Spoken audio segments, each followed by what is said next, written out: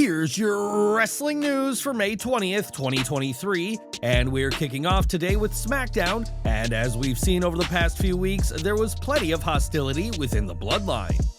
When Roman Reigns and Solo Sikoa hit the ring, it wasn't long before they were interrupted by Kevin Owens and Sami Zayn, who did everything but acknowledge the tribal chief. The undisputed WWE Tag Team Champions were jumped by the Usos, but Reigns was far from happy about this. In the ring, Reigns made it clear that he didn't tell the pair to come out, and in a huge moment, seemed visibly scared for the briefest of moments when he bumped into Solo Sikoa. That little interaction tells us a ton about the big plans WWE has for Sikoa, and when the bloodline is finished, expect a feud between Solo and his cousin.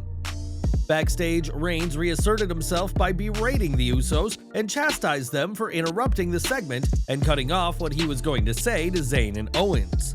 With each week, the hostility within the bloodline continues to grow, and the Usos are growing more and more tired of the tongue lashing by Reigns, and it's clear that something is going to break soon. At Night of Champions, Reigns and Sikoa will challenge for the undisputed tag titles, as the tribal chief believes the Usos can't get the job done, and expect the Saudi show to be the straw that breaks the camel's back for the bloodline. SmackDown also saw Grayson Waller host his talk show, The Grayson Waller Effect, and his guest was someone who Waller has feuded with in the past, AJ Styles. In NXT, Waller quickly rose through the ranks as a loudmouth, obnoxious heel who could back up his trash talking in the ring, but one would be hard-pressed to recognize the same man on SmackDown. This week, Waller was less loud, less arrogant, and more subdued than the obnoxious heel that rose in NXT, and instead conducted a restrained, dare we say polite, interview with Styles. It was only at the end of the segment, which saw Styles speak about his upcoming World Heavyweight Championship match, that fans saw a glimpse of Waller's heel persona, which, as expected, was a hit. After a tense stare-down made it clear that these two will be feuding on the main roster, and Waller will greatly benefit from working with Styles again, this time on a bigger stage. The only question is whether this feud will be over the World Heavyweight Championship, and what did you make to this new take on Grayson Waller? Share your views in the comments. When SmackDown first launched in 1999, the show took place on Thursdays and moved to Fridays in September 2005. The Blue brand has bounced around a couple of days in the years since then and has been airing on Fridays since October 2019, but now SmackDown could be moving yet again. While speaking at the Moffett-Nathanson's Technology, Media, and Telecom Conference, WWE CEO Nick Khan spoke about the media negotiations and said that SmackDown could be moved depending on how a deal goes down. Khan interestingly said that SmackDown could be scheduled for any night of the week, which has left many wondering if the Blue brand could one day compete directly with Raw on Mondays or possibly NXT on Tuesdays. What we do know is that the current deal between WWE and Fox to air SmackDown will expire in September 2024, and the promotion will have to renegotiate or find a new home for the show before then. Outside of the Saudi deal, WWE's media rights deals are the company's biggest earners, but with Fox expected to cut costs after a series of financial setbacks, it's entirely possible that SmackDown could find a new network and a new day. Over to Raw, as this week's show was supposed to feature a WWE Women's Tag Team title match, but if you saw the show, you'll know that didn't happen. The match pitting Raquel Rodriguez and Liv Morgan against Chelsea Green and Sonya Deville was scrapped due to Morgan dealing with an injury, and now the titles have been vacated. WWE made the announcement over social media that Morgan and Rodriguez are no longer champions, and added that a new pair of champions will be crowned later this month.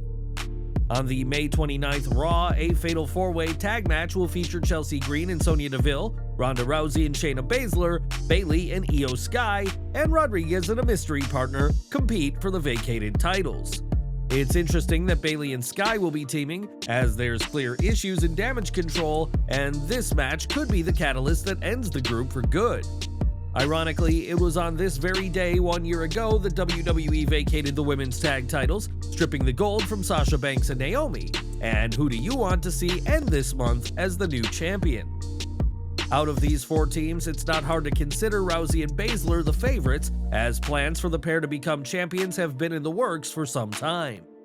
It was back in December 2022 that Rousey spoke about wanting to be a women's tag champion, and had it not been for an injury, that win would have come at WrestleMania 39. Now it seems like Rousey and Baszler are back on track to finally win the gold, but there's now another obstacle that could seriously disrupt WWE's plans. As explained in the Wrestling Observer newsletter, Rousey is planning to take a break from WWE, and this has been something she has been planning for some time. In the report, Dave Meltzer states that the plan had been for the pair to win the gold at WrestleMania and be established as champions before Rousey's break, but that isn't a possibility now. Whether WWE puts the title on Rousey and Baszler, time will tell, but even if they do go ahead with their plans, fans may not see the baddest woman on the planet on TV for much of her reign. At WWE Backlash, Bad Bunny once again put on an exceptional showing in the ring in his third ever wrestling match and his first singles match. The San Juan street fight against Damian Priest was a hit with fans both in Puerto Rico and those watching at home, and saw Bunny win with a destroyer after a ton of weapons were used. While speaking with Zane Lowe on New Music Daily, Bad Bunny discussed the match and admitted that he was left seriously worse for wear once things were said and done. He said, "I suffered, yeah, I got hurt. My back, my whole body, bro, my whole body. I felt that I was going to die after that match. I really thought that I was going to die after the match, but it's part of it. I was prepared then, and now I'm gonna drop a song. I know, I'm a crazy guy, I love it, and that's what matters." Despite thinking he was going to die, Bunny said that the match will go down as one of the greatest things in his life, and added that it was on a whole different level to appearing on WrestleMania 37. WWE has already begun talks about bringing Bad Bunny back, with plans reportedly being for him to do something at SummerSlam, and we expect another stellar performance the next time he's in the ring. At last June's Forbidden Door event, Jon Moxley captured the interim AEW World Championship, defeating Hiroshi Tanahashi to win the vacant gold. Given that the two men are considered two of the very best in their respective companies, fans were understandably thrilled by the match, but one name who hasn't bothered to watch it is Moxley himself.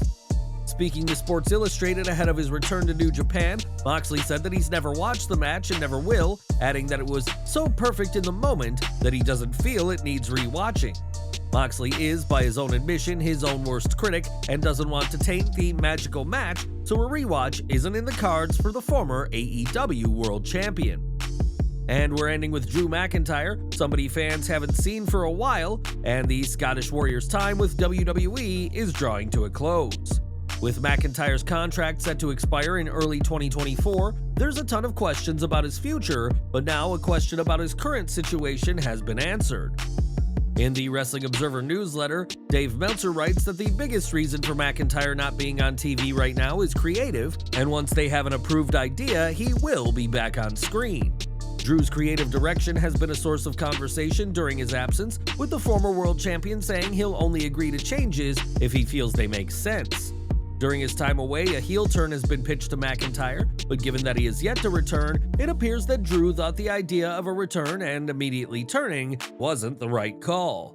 McIntyre has not asked to leave, but has yet to agree to a new deal. And what do you think he should do next? Sound off in the comments below.